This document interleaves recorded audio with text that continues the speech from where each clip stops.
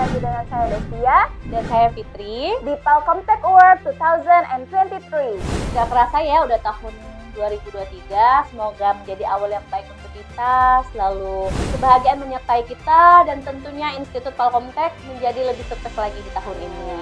Oke, langsung aja kita bacain nominasi untuk Award Januari 2023 ya.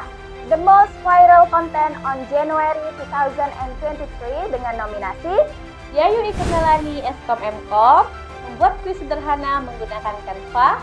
Yarza Afrizal Eskom Mkom shutdown otomatis pakai Notepad. Detri Octavian Eskom Mkom cara mudah menggabungkan sheet di Excel.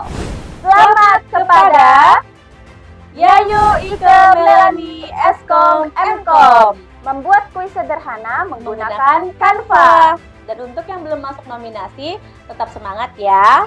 Nominasi akan diambil 3 viewer sebanyak setiap bulannya. Saya Destia, saya Fitri, pamit undur diri. Palcomtech Smart Campus For a better future. Bye.